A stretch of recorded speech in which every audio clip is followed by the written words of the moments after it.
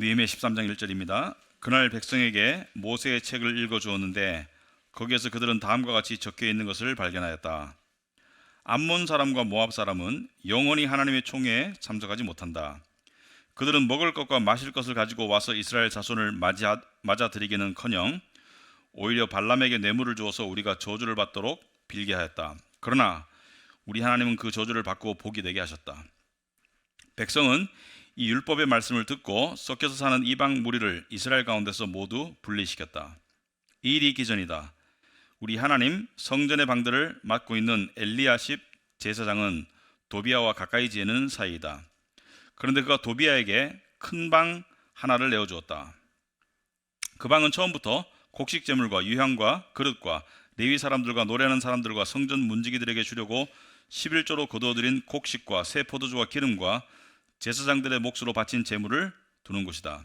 이 모든 일은 내가 예루살렘을 비웠을 때에 일어났다. 나는 바벨론 왕 아닥사스다 32년에 왕을 뵈러 갔다가 얼마가 지나서 왕에게 말미를 얻어 예루살렘으로 다시 돌아와서야 엘리야십이 하나님의 성전 뜰 안에 도비아가 살 방을 차려준 이 악한 일을 알게 되었다. 나는 몹시 화가 나서 도비아가 쓰는 방의 세간을 다 바깥으로 내던지고 말하였다. 그 방을 깨끗하게 치운 다음에 하나님의 성전 그릇들과 곡식 제물과 유향을 다시 그리로 들여다 놓아라. 내가 또 알아보니 레위 사람들은 그동안에 받을 몫을 받지 못하고 있었다. 그래서 레위 사람들과 노래하는 사람들은 맡은 일을 버리고 저마다 밭이 있는 곳으로 떠났다. 그래서 나는 어쩌자고 하나님의 성전을 이렇게 내버려 두었느냐고 관리들을 꾸짖고 곧 레위 사람들을 불러 모아서 다시 일을 맡아보게 하였다. 그랬더니 온 유다 사람들이 곡식과 새 포도주와 기름의 11조를 가지고 와서 창고에 들여다 놓았다. 나는 셀레마 제사장과 사독 서기관과 레위 사람 부디아를 창고 책임자로 삼고 마따니아의 손자이며 삭굴의 아들인 하난을 버금 책임자로 삼았다. 그들은 몫이 모두 정직하다고 인정을 받는 사람들이다. 그들이 맡은 일은 동료들에게 돌아갈 몫을 골고루 나누어주는 일이었다. 하나님, 내가 한 일을 기억하여 주십시오. 하나님의 성전을 보살핀 일과 예배를 드릴 수 있도록 정성껏 한 이 일을 잊지 마십시오. 아멘. 앉으시기 바랍니다. 우리 기도하도록 하겠습니다. 하나님 아버지, 오늘도 저희들을 하나님의 예배로 불러주셔서 감사합니다.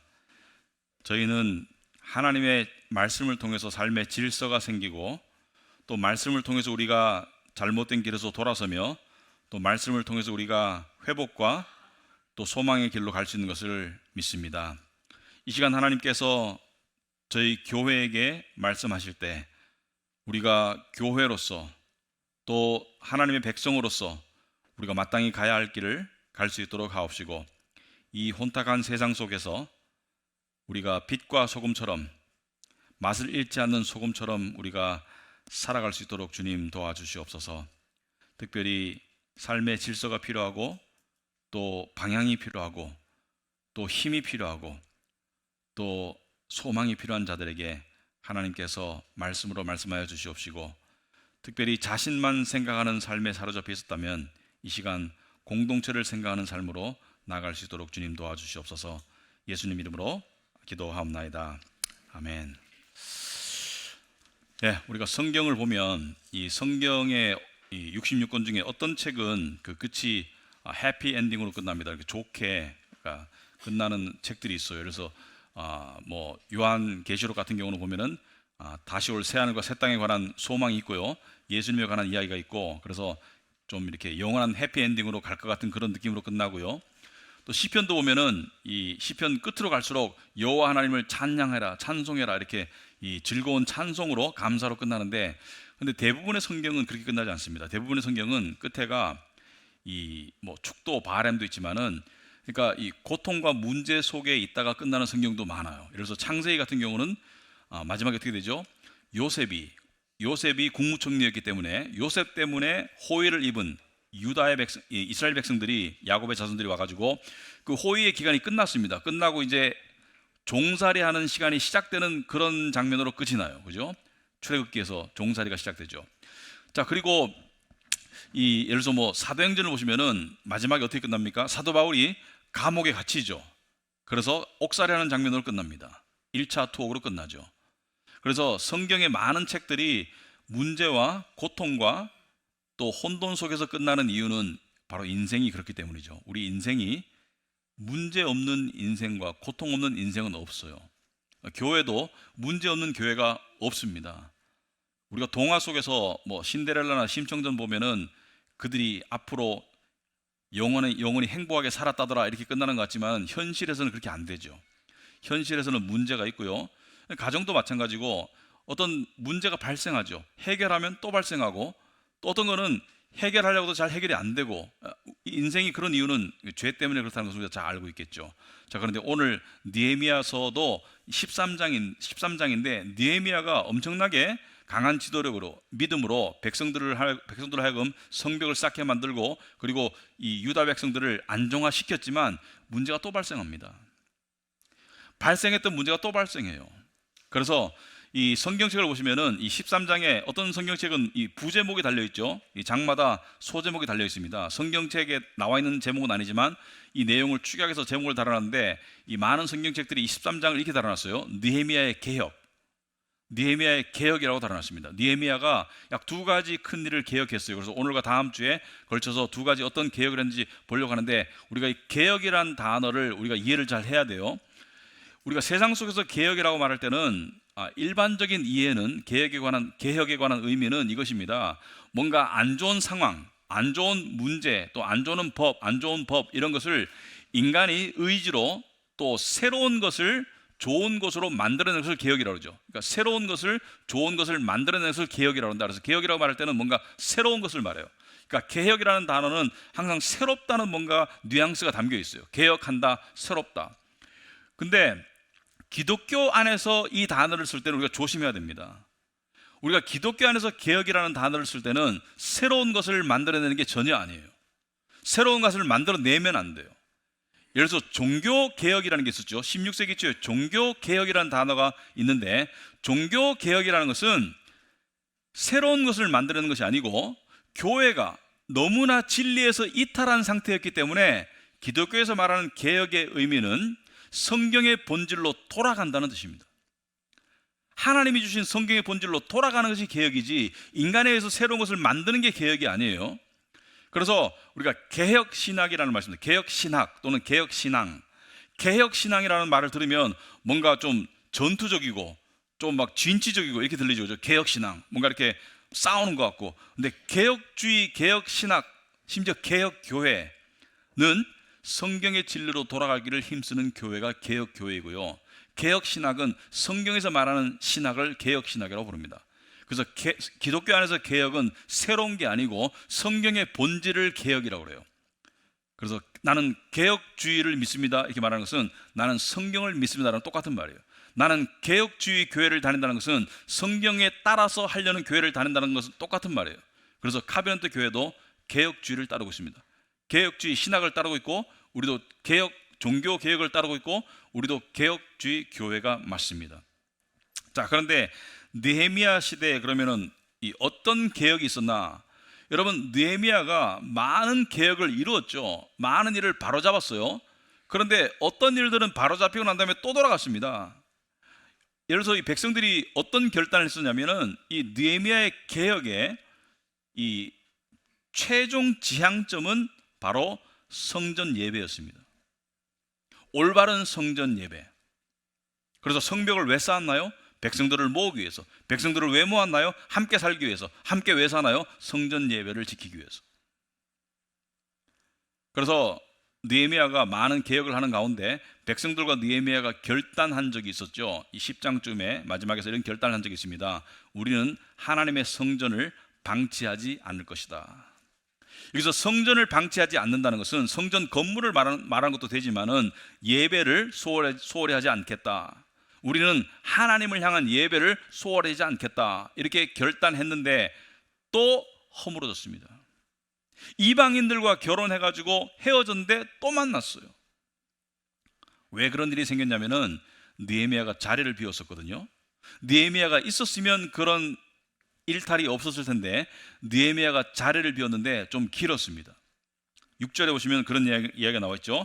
이 모든 일은 내가 예루살렘을 비웠을 때 일어났다. 예루살렘을 비웠을 때 일들이 발생했어요. 지도자가 부재했을 때 일들이 발생했어요.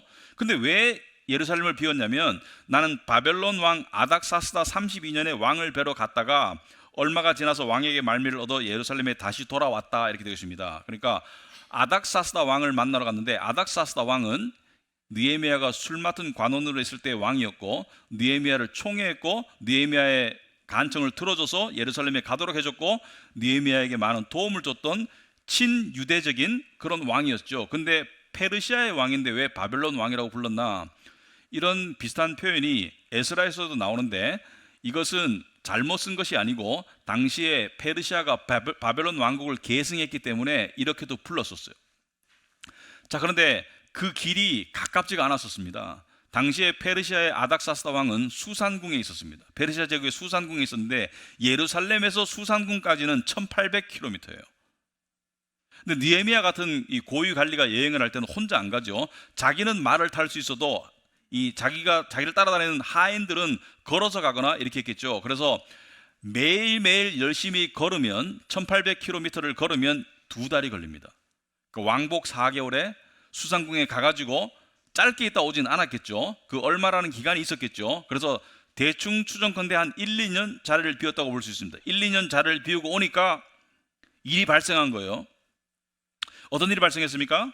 자, 1절에 보니까 그날 백성에게 모세의 책을 읽어주었는데 거기에서 그들과 함께 그들은 다음과 같이 적혀 있는 것을 발견하였다. 암몬 사람과 모압 사람은 영원히 하나님의 총회에 참석하지 못한다. 자, 이 말씀은 여러분 주보에 보시면은 어디에 나온 말씀이냐면은 신명기에 나온 말씀이죠. 신명기에 암몬 사람과 모압 사람은 여호와의 총회에 들어오지 못하리니 그들에게 속한 자는 이렇게 쭉 나와 있어요. 10대뿐 아니라 영원히 여호와의 총회에 들어오지 못하리라. 자, 모든 이방인은 여호와의 총회, 그러니까 하나님의 백성의 모임에 못 와요. 그런데 특별히 암몬 사람과 모압 사람을 특별히 하나님이 찍어서 이들은 절대로 못 들어온다고 강조하신 이유는 이들이 이스라엘 백성들이 광야에서 방황할 때 굶주리고 목마를 때 음식과 물을 주기는커녕 바알 선지자를 꿰어서 그들을 저주하도록 만들었죠. 그래서 하나님께서 이들을 저주하신 거예요.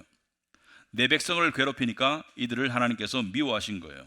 자, 그런데 그럼에도 불구하고 백성은 암몬 사람과 모압 사람과 함께 섞여서 결혼을 또 했어요. 섞여서 무리를 이루고 살았어요.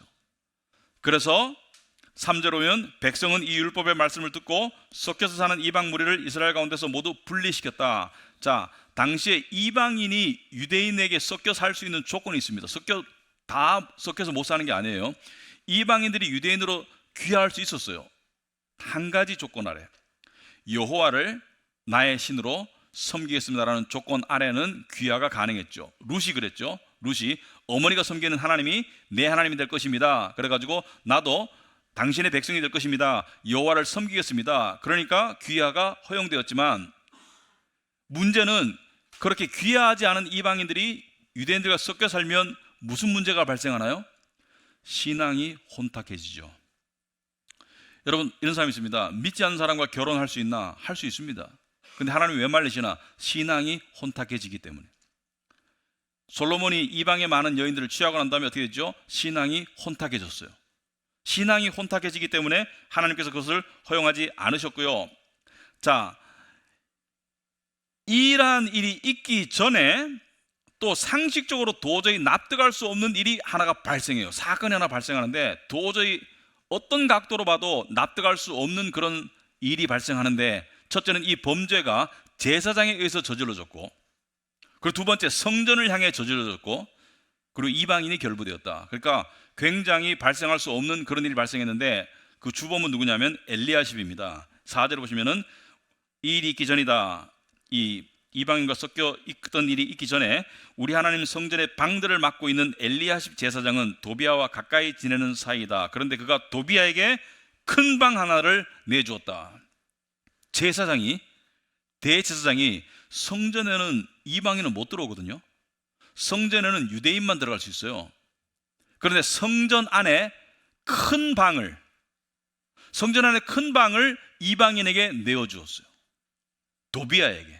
도비아는 암몬 족속으로서 하나님이 싫어하는 족속인데 이방의 지도자인데 도비아에게 성전의 큰 방을 내어주었어요. 둘이 가까웠어요. 정략적인 관계가 있었어요. 그런데 어떻게 제사장이 이방인에게 성전을 들어오게 하는 것도 하나님의 율법을 크게 어기는 것인데, 거기에 방 하나를 내줘가지고 마치 별장처럼 와가지고 가구를 들여다 놓고 그 방에 지낼 수 있도록 해줬다. 이방인이 성전에 못 들어오는데 방 하나를 내준, 이런 어처구니 없는 일이 발생했는데, 여러분 이 말만 딱 들으면 엘리야십이 제정신이 아니군, 엘리야십이 엄청난 잘못을 했군. 그런데 자세히 여러분이 스토리를 보시면은 엘리야십의 잘못만이 아니고 유다 백성들의 잘못과 함께 이 일이 이루어진 것을 알 수가 있습니다. 어떻게 알 수 있느냐? 자, 이 방은 무슨 방이냐면 용도가 있어요. 자, 빈 방이 있다는 것은 있을 수 없고요. 방은 다 용도가 있습니다. 성전이라는 것이 그렇게 큰 건물이 아니에요. 그렇게 많은 사람들이 들어갈 수 있는 건물이 아니고, 성전의 각 방들은 다 용도가 있죠. 용도가 있습니다. 그런데 이 방이 왜 비었나? 그 방은 무슨 방인가? 5절 중간에 보시면 그 방은 처음부터 곡식 제물과 유향과 그릇과, 자, 이 방에는 유향은 하나님께 예배 드릴 때 피우는 향이죠.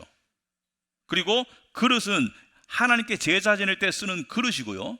그 다음에 곡식 제물은 하나님께 드리는 그 제물이죠.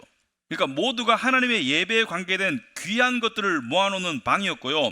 레위 사람들과 노래하는 사람들과 성전 문지기들에게 주려고 11조로 거두어들인 곡식과 새 포도주와 기름과 제사장들의 몫으로 바친 제물을 두는 곳이다. 자, 이 방의 용도를 보니까 하나님의 제사와 관계된 그러한 곡식과 향과 그 다음에 그릇을 놓는 용도 이외에 레위 사람들에게 줄 백성들이 낸 11조를 보관하는 곳이고요.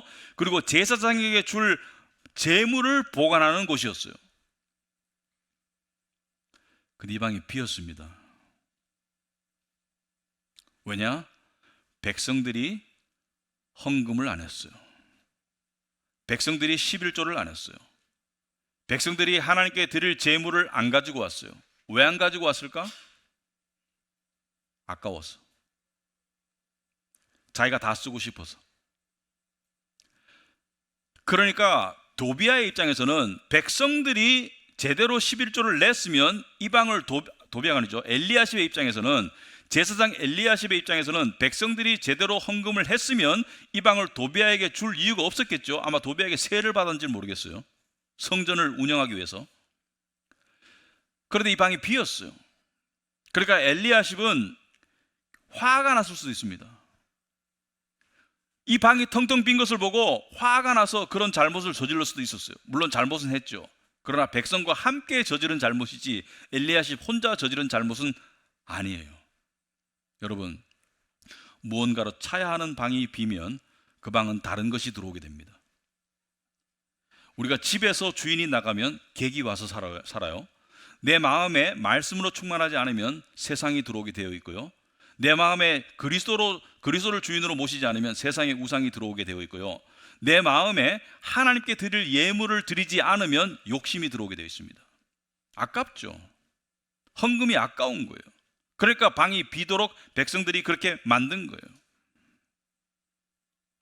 자, 이 사실을 알게 된 느헤미야는 7절에 이런 말을 하고 있습니다. 예루살렘으로 다시 돌아와서야 엘리야십이 하나님의 성전뜰 안에 도비아가 살 방을 차려준 이 악한 일을 알게 되었다. 나는 몹시 화가 나서 도비아가 쓰는 방의 세간을 다 바깥으로 내던졌다. 도비아가 거기다 이제 임시 거처로 마련하기 위해서 거기다가 뭐 이렇게 가구도 들어놓고 이렇게 해놨겠죠. 그걸 다 밖으로 내던졌다는 것은 엄청나게 화가 났고, 그리고 긴급함을 이야기하죠. 도저히 있을 수 없는 일이 발생했기 때문에 막 화가 나가지고 집어 던지는 거예요. 엄청나게 화가 난 거예요. 나는 몹시 화가 나서 8절에 도비아가 쓰는 방의 세간을 다 바깥으로 내던지고 말하였다. 그 방을 깨끗하게 치운 다음에 하나님의 성전 그릇들과 곡식 제물과 유향을 다시 그리로 들여다 놓아라. 있어야 할 것을 원래 그 자리로 다 들여다 놓아라.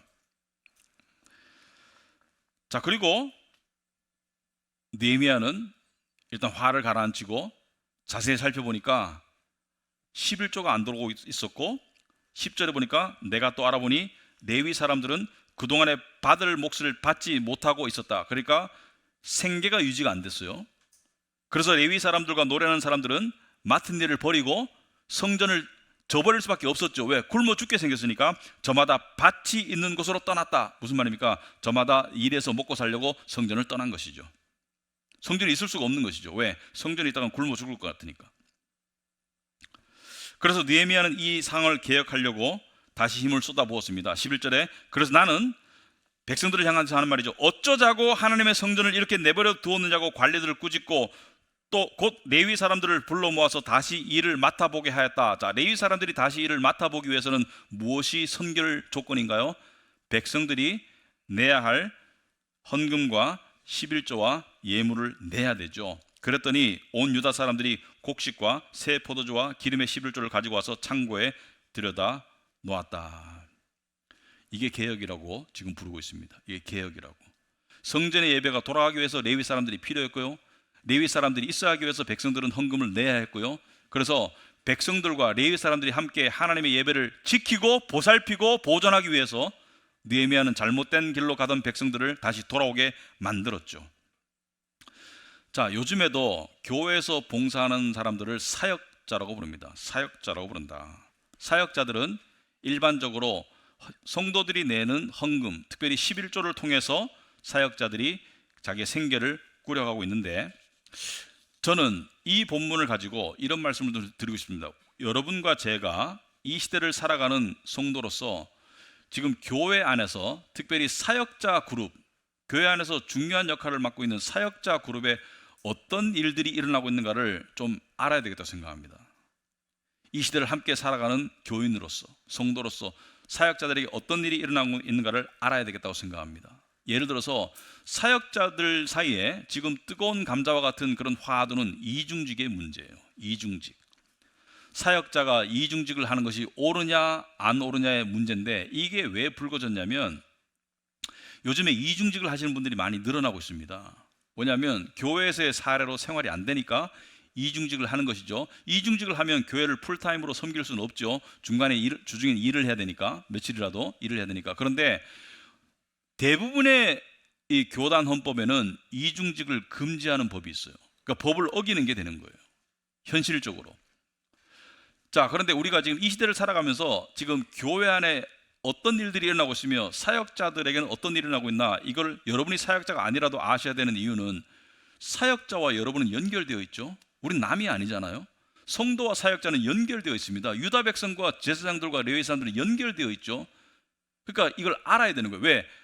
그들의 문제가 아니고 우리의 문제이기 때문에 알아야 되는데, 제가 지금부터 말씀드리는 것은 카비넌트 교회를 두고 하는 말이 아닙니다. 우리나라 교회 전반적인 상황을 두고 드리는 말씀이지 우리 교회만 특정해서 하는 말은 아니에요. 특별히 전반적으로는 우리나라 교회를 향한 말이 훨씬 더 많아요. 자, 먼저 이중직의 문제를 한번 생각해 봅시다. 이중직이 교단에서 금지하고 있고 실제로는 이중직을 많이 하고 있고 앞으로 이중직은 점점 늘어날 겁니다. 요즘에 교회 개척하는데 특별히 누가 도와주는 교회나 분립 개척이 아니면 일반적으로 자기가 개척할 때 이중직 안 하고 개척할 수 있는 사람은 재벌 아들 빼고는 없습니다. 그래서 요즘 카페 개척이 한때 유행했었어요. 주중에는 카페하고 주말에는 그 공간에서 교회하고, 근데 거의 다 문 닫았습니다. 요즘 교회 개척이 거의 생존율이 한 3%도 안 된다고 그래요. 근데 이건 교회도 아니고 카페도 아니고 둘 다 안 돼요, 사실은 해보니까. 그래서 목사님들이 주말에 교회를 섬기고 또 주중에는 일을 하죠. 그래서 운이 좋으면 기독교와 관련된 뭐 출판사 같은 데서 하지만, 많은 분들이 이 대리운전 또는 택배 배달 이런 이중직을 많이 하시는데, 이중직이 앞으로 늘어날 이유는 이것입니다. 교인들이 계속 줄고 있어요.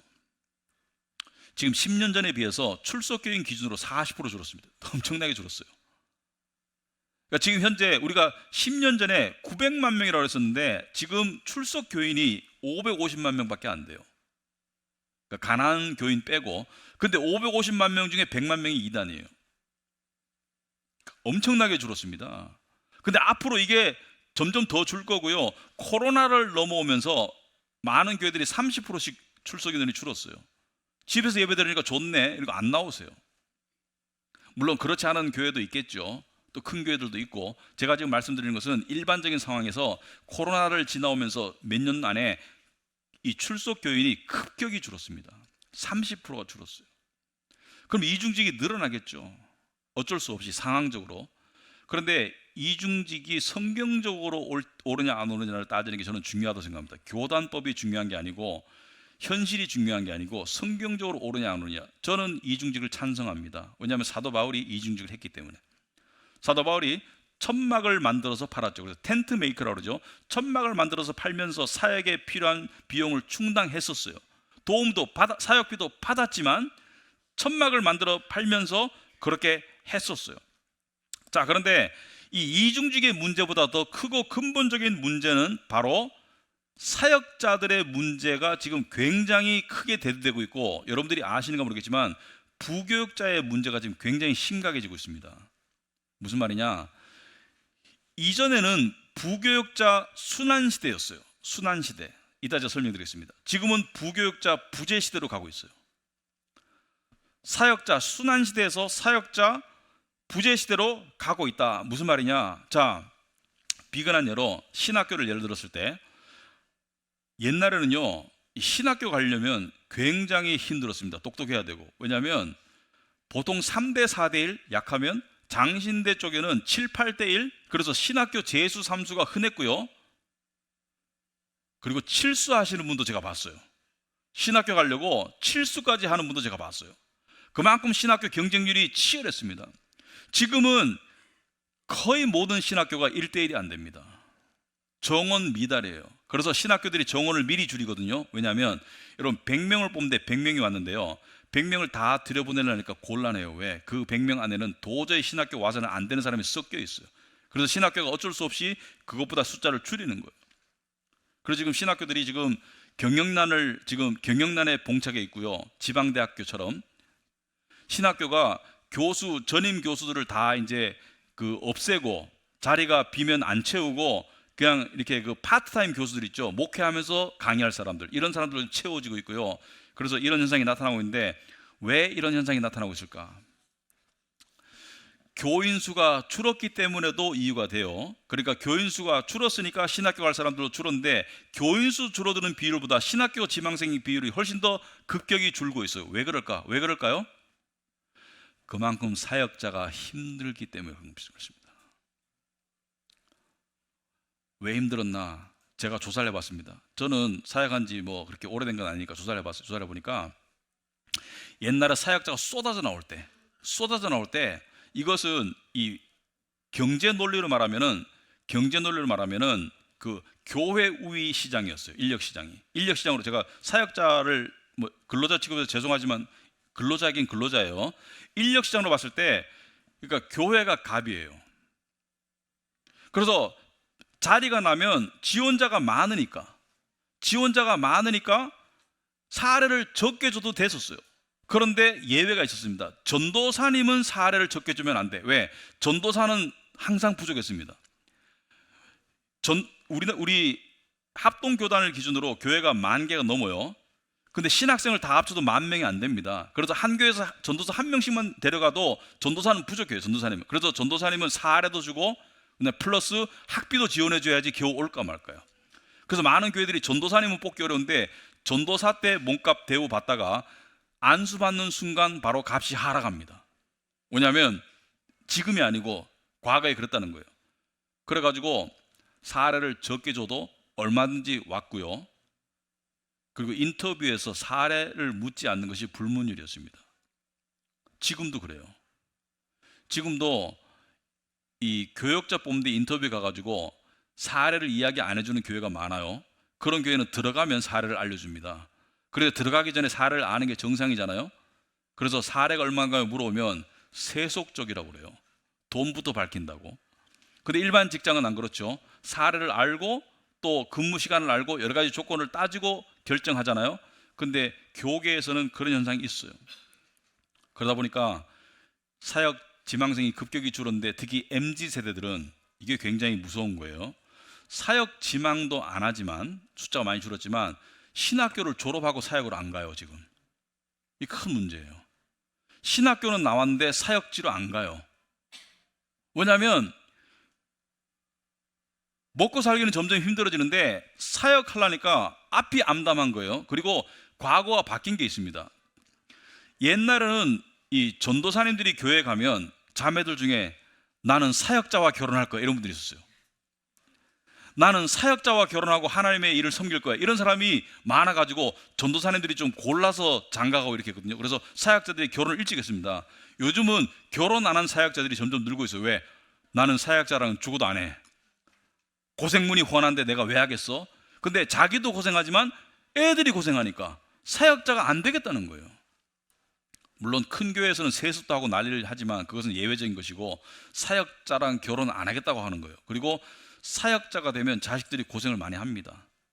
자, 그런데 왜 한국에서는 이렇게 사역자들을 홀대했나 경제적으로? 심지어 지금 보세요.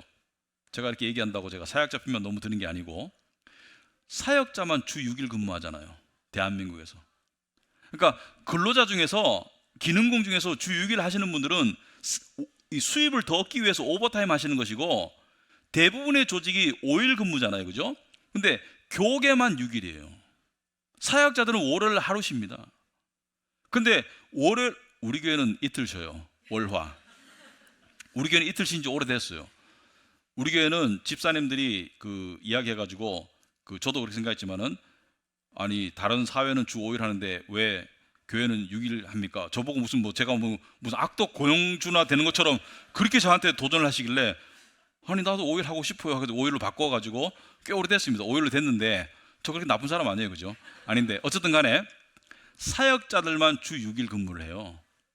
그리고 월요일도 많은 교회에서 새벽 기도 가고 쉽니다. 요즘 이게 좀 나아지고 있는데 새벽 기도 가고 쉬고요. 그리고 사역자는 오버타임 페이가 없습니다. 많은 교회들이 새벽 예배가 있잖아요. 새벽 예배 차량 운전을 해야 돼요. 부교육자들이. 그래서 새벽 4시 반에 일어나야 돼요. 요즘에 농경사회도 아니고 몇 시에 자는데 새벽 4시 반에 맨날 일어나가지고 차량 운전하고 집에 와서 아침 먹고 또 교회 출근하고 밤늦게 집 오고 오면 쓰러지고 애는 얼굴 못 보고 이게 사역자의 삶이었고요. 그리고 기가 막힌 거는 4대 보험 사각지대예요. 물론 우리 교회는 아니에요. 왜 하지 마세요. 4대 보험을 당연히 들어줘야 되는데 풀타임일 경우에 근데 큰 교회에서도 안 들어주는 교회가 있더라고요. 교회가 능력이 없는 건 아닌데 교회가 안 들어줘요. 왜? 안 들어줘도 얼마든지 뽑을 수 있었으니까. 그게 관례가 된 거예요. 그래서 몇 년 전인가 우리 교회에서 어떤 부교육자분을 한번 뽑았다가 잠시 뽑았다가 그분이 이제 2년이 안 됐는데 큰 교회에서 왔는데 우리 교회에서 4대 보험 들어준다니까 깜짝 놀라더라고요. 4대 보험을 자기가 들어본 적이 없답니다. 이게 지금 사역자의 순환 시대였어요. 근데 이 저변에는 무슨 인식이 깔려 있어요? 우리 교인들이 무슨 인식이 깔려 있어요? 한국에서 사역자는 가난해야 된다. 사역자는 가난해야 된다. 두 가지 이유 때문입니다. 제가 보니까 첫째는 가난해야지 모든 성도들과 공감할 수 있다 이런 생각하는 것 같아요. 힘든 성도들과 공감을 하려면 사역자도 힘들어야 된다. 근데 사역자가 가난하면 힘든 성도들과 공감은 되는 면이 있을 것 같아요. 그렇지만 중산층 이상과는 공감이 안 됩니다. 역설적으로 공감이 안 돼요. 그리고요 가난하니까 주눅 들더라고요. 사역자가 돈 봉투 주면은 이게 막 굽신거리면서 받아야 되고 신방 가면 봉투 기대하고 이게 사실 좀 잘못됐거든요. 두 번째, 가난해야지 신앙이 청결해진대요. 어떻게 보면 그럴듯해요. 가난해야지 신앙이 청결해진다. 그런데 어떤 목사님들 보니까 가난해가지고 자식 교육 못 시키고 이렇게 하니까 신앙이 청결해진 게 아니고 가슴이 무너지더라고요. 제가 보니까. 그런데 우리가 가지고 있는 이런 인식이 저는 중요한 게 아니고요. 성경 말씀이 뭐라고 하느냐가 중요한 거예요. 성경의 원칙이 뭐냐? 그게 개혁이라고 생각하거든요. 여러분 성경에서 구약에 봤을 때 사역자들의 대우가 어땠나? 제가 말하는 경제적인 대우가 어땠나? 11조를 가지고 11조는 사역자들을 보살피는 데 쓰였어요. 성전 보살피는 데는 따로 성전세가 있었고 11조를 11지파에서 받아서 나눠줬다는 것은 십시일반에서 평균보다 조금 높아요. 그리고 레위 지파는 숫자가 적었습니다. 그러니까 11조를 걷어서 레위 지파에게 주면은 레위 지파는 평균보다 높았고요. 그리고 레위 지파 중에도 제사장들은 식비가 안 들었을 것 같아요. 왜? 성전에서 제사 지내고 남은 곡식을 제사장들이 먹었거든요. 그러니까 제사장들은 식비가 안 들었을 것 같아요.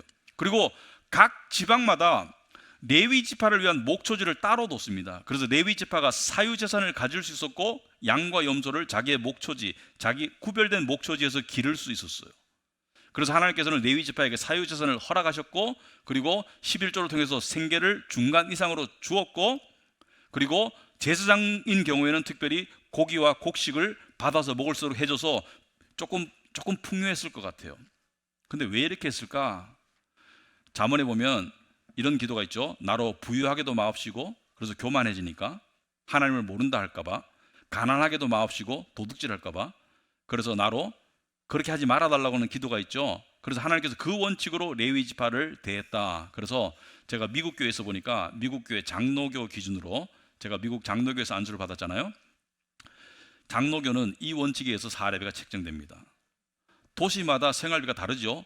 워싱턴 DC와 산호세하고 그다음에 무슨 뭐 아리조나 이런 데는 생활비가 다르겠죠. 그 지역의 그 사역자의 연령대와 가족 구성을 보고 중간을 줘라. 중간을 줘라. 그래서 제가 속한 교단에서는 굉장히 엄격했습니다. 그 지역에 그 가족 구성에 중간의 사례를 못 주는 청빙은 노회가 허락을 안 했어요. 그러면 그 교회는 어떻게 하느냐? 주일날만 은퇴 목사라든지 순회 목사님을 불러서 설교를 듣지, 당신들 교회는 청빙하지 마, 이렇게 됐어요. 그런데 미국에 있는 한인교회는 여전히 우리의 전통적인 생각을 가지고 있습니다. 목회자는 가난해야 돼. 그래서 지금 미국에 있는 장로교 기준으로 미국 백인교회와 장로교는 흑인은 별로 없습니다. 백인교회와 한인교회를 비교하면 사례가 동일한 연령대, 동일한 교육을 받은 연령대, 동일한 조건에서 거의 2.5배에서 3배 차이가 나더라고요. 그러니까 미국에서 지금 사역자를 못 구하는 거예요, 한인교회들이. 왜냐하면 사례가 안 되니까. 그래서 지금 한국에서 데려가려고 SOS를 치거든요. 한국에 있는 사역자들 데려가려고. 근데 한국에 있는 사역자들이 딱 들어보니까 여기보다 사례가 훨씬 많아요. 그래가지고 덜컥 가시는 분도 있는데 가면 엄청나게 고생합니다. 왜? 물가가 다르잖아요. LA 기준으로 아주 낙후된 지역, 그러니까 중산층도 아니고 아주 빈민가의 방 2개가 월세가 300만 원이에요. LA 기준으로. 그러니까 사역자들이 살 수가 없는 거예요. 한인 사역자들이. 근데 백인들은 이렇게 하고 있는 거예요. 저는 이 부분이 정말로 달라져야 된다고 생각합니다. 우리나라 교회가 달라져야 된다고 생각하고, 또 특별히 큰 교회라고 해가지고 기업의 총수처럼 정말 중간층이 아니고 상류층의 어떤 급여를 사례를 받아가는 그것도 성경적이지 않습니다. 미국은 제대로 된 교회는 큰 교회 목사님도 담임 목사님도 사례가 중간을 줘요. 크고 작고가 중요한 게 아니고 그냥 성경의 원칙에 따라 줘요. 물론 큰 교회가 조금 더 가져가겠죠. 좀 판공이라는 게 좀 더 있겠죠. 하지만 우리나라처럼 기업의 총수같이 그렇게 주지 않아요. 그리고 우리나라는 좀 위선적이기도 해요. 어떤 교회는 담임 목사님이 사례는 별로 안 많은 것 같은데 무슨 뭐 도서비, 쓰지도 않는 도서비, 무슨 비 뭐 집에 뭐 관리비까지 해가지고 다 엄청나게 해가지고 이게 배보다 배꼽이 더 큰 경우도 제가 많이 봤거든요. 옳지 않아요. 성경적이지 않습니다. 우리는 성경적으로 해야 되겠다. 자, 지금도 이제 사역자 이제 부재 시대가 되고 있다. 무슨 말이냐? 많은 사람들이 신학교를 안 가고요. 그리고 신학교 졸업해도 사역지로 안 가는데 넘버원 이유가 경제입니다. 제가 보니까 참 안타까운, 참 목회 정말 잘할 수 있는 분인데도 목회로 못 가세요. 왜냐하면 애를 낳고 보니까 생활이 안 되는 거예요. 그래서 경제 현장으로 가는데 지금 이걸 고치려고 하니까 늦어버렸어요. 왜? 이제 교회가 고칠 힘이 없어.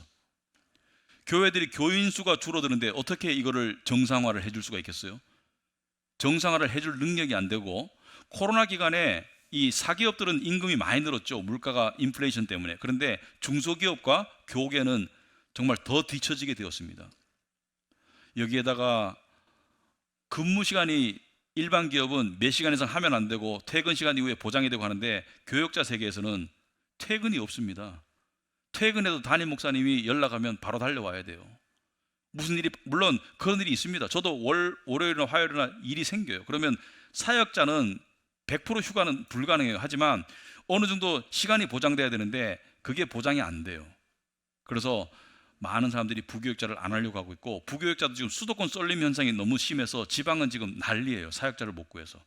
지방은 사례를 많이 줘도 안 가요. 지금 마치 일반 우리 세상 속에서 전부 수도권으로 올라오듯이 사역자도 좀 그런 시대가 지금 되고 있다.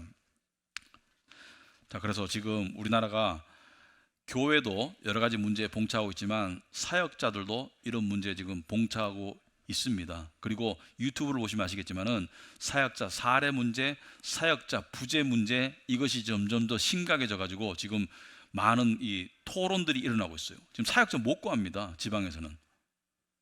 그리고 수도권도 지금 사역자 구하기가 점점 어려워지고요. 사역자들은 사역자 나름대로 사역하기가 너무 힘들어요. 왜? 물가는 치솟는데 사역 사례비가 적정선이 안 돼요. 그래서 우리는 이 말씀을 통해서 말씀으로 돌아가야 된다. 저는 참 안타까운 게요. 유튜브에 보면 이런 영상에 그 댓글이 많이 달려요. 조회수가 많아요. 11조를 지금도 해야 되나? 논조를 보면 지금 구약 시대도 아닌데 왜 그런 자꾸 엉뚱한 거를 자꾸 이야기하나 이렇게 하시는데, 저는 그 교회를 망가뜨린다고 생각합니다. 그때나 지금이나 원리 똑같아요. 그리고 11조는 10%이지 7%가 아니에요. 6%도 아니고요. 자기 마음대로 정하는 것도 하나님의 말씀을 어기는 거예요. 이것은 율법적인 사고가 아니고 이것은 하나님의 성전을 제대로 섬기기 위한 자기의 결단입니다. 그래서 스스로 결정하는 것 옳지 않습니다.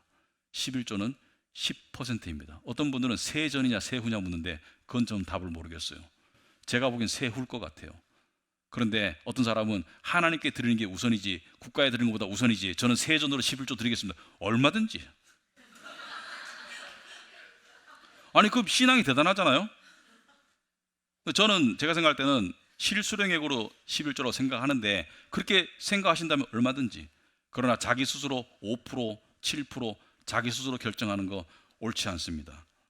자, 이 일을 뿌듯하게 한 느헤미야는 13절에 셀레미야 제사장과 사독 서기관과 레위 사람 부다야를 창고 책임자로 삼고 그들로 하여금 어떻게 했어요? 모두 정직하다고 인정을 받는 사람들이다. 그들이 맡은 일은 동료들에게 돌아갈 몫을 골고루 나눠주는 일이었다. 이들이 이제 백성들이 낸 11조를 가지고 이제 성전의 일꾼들에게 골고루 나눠줬죠. 그리고 14절 이렇게 말합니다. 하나님, 내가 한 일을 기억하여 주십시오. 이것은 자기 잘났다고 하는 표현이 아닙니다. 개혁은 힘든 거예요. 저항 세력이 있고요. 그리고 미워하는 사람들이 생기고요. 그래서 그러한 힘든 개혁을 한 자기의 그 외로움 또는 위로받고 싶음, 그런 마음을 표현한 것이고요. 이 사람이 한 이 느헤미야가 한 계획이 뭡니까? 하나님의 성전을 보살핀 일, 예배를 드릴 수 있도록 정성껏 한 일, 성전을 보살피고 예배가 돌아가도록, 이것이 가장 우선인 이 일을 했는데 그 본질이 뭐예요? 바로 물질이에요. 왜 그러면 하나님께서는 물질을 이렇게 강조하시나? 물질 없이 하나님은 할 수 있는데 왜 물질을 강조하시나? 왜? 물질이 있는 곳에 마음이 있기 때문이죠. 여러분, 사역자나 성도나 각자의 십자가가 있습니다. 예수님께서 누가복음 9장 23절에 또 무리에게 이르시되 아무든지 나를 따라오려거든 자기를 부인하고 날마다 자기 십자가를 지고 나를 따를 것이다. 십자가를 지고 따르라는 것은 뭐예요? 희생을 말합니다. 희생을 말해요. 특별한 경우를 빼고는 사역자 되어서 세상적으로 성공하겠다고 사역자 되는 사람 아무도 없습니다. 사역자 돼서 어떻게 세상적으로 성공해요? 사역자 돼서 사역자가 어떻게 부자가 될 수가 있어요? 세상적으로 사역자가 부자 될 수 있는 길이 없습니다. 큰 교회에 무슨 세습하지 않는 한. 그러니까 사역자는 사역자 나름대로 희생의 길을 가겠다고 결단한 거예요. 사역자 중에서도 능력 있는 사람도 있어요. 세상적으로 똑똑할 수 있는 사람도 있고요. 그러나 사역의 길을 선택한 거예요. 성도님들도 마찬가지입니다. 이런 분들이 있더라고요. 11조를 드리면 하나님께서 채워주신다. 저는 하나님께서 보살펴 주신다로 바꾸고 싶어요. 보살펴 주십니다. 근데 하나님께서 11조 드린 그 투자한 만큼 거기에 합당하게 무슨 돌려주신다고 생각하는 것은, 그것은 하나님을 상대로 그 장사하는 거예요. 그런 생각하면 안 돼요. 오히려 내가 11조를 드리기 때문에 덜 먹고 덜 입고 덜 쓴다는 마음으로 드리는 게 올바른 헌금 생활입니다. 희생이 따르는 거죠. 내가 11조를 내기 때문에 좀 아껴야 돼. 내가 11조를 내기 위해서 옷도 덜 사 입어야 돼. 그게 저는 진정한 헌금이라고 생각합니다. 그렇게 할 때 하나님 앞에 이런 담대한 고백이 나올 수 있겠죠. 하나님, 내가 한 일을 기억하여 주십시오. 구원의 조건으로서가 아니라 구원받은 성도로서의 반응으로서 하나님이 기뻐하실 것 같아요. 기도하겠습니다. 하나님 아버지, 참으로 저희들의 삶을 다시 한번 돌이켜 봅니다. 느헤미야서가 계속해서 물질을 이야기하고 있습니다. 하나님 아버지께서 개혁의 핵심이 예배고, 예배가 돌아가기 위해서는 성도들의 마음이 모여야 되고, 마음이 모이는 통로가 물질이라고 보여주는 것 같습니다. 저희들이 이 부분에 정말 하나님의 공동체 일원으로서 올바른 마음으로 올바르게 살아갈 수 있도록 주님 도와주시옵소서. 그래서 나중에 주님 만날 때 우리가 부끄럽지 않도록 주님 도와주시옵소서. 예수님 이름으로 기도합나이다. 아멘.